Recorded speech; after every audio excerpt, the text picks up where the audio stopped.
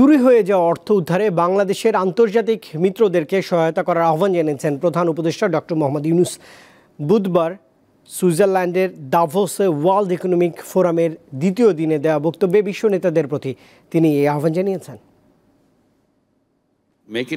ASEAN নেতাদের সঙ্গে বুধবার ওয়ার্ল্ড ইকোনমিক ফোরাম সামিটে আয়োজিত এক বৈঠকে অংশ নেন প্রধান উপদেষ্টা ডক্টর মোহাম্মদ ইউনূস।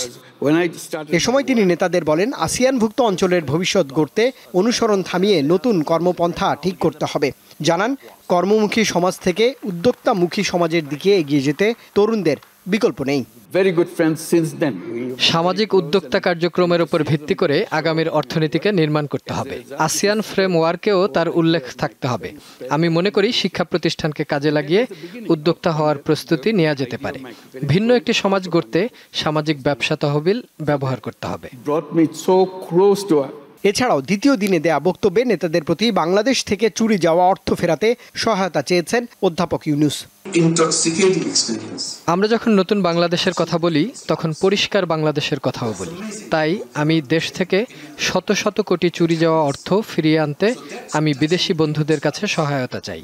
শেখ হাসিনার গত 16 বছরের দীর্ঘ শাসনামলে বাংলাদেশে কিভাবে প্রকাশ্য ও দিবালোকে ডাকাতি সংঘটিত হয়েছিল তা খতিয়ে দেখতে আপনাদের আহ্বান জানাই।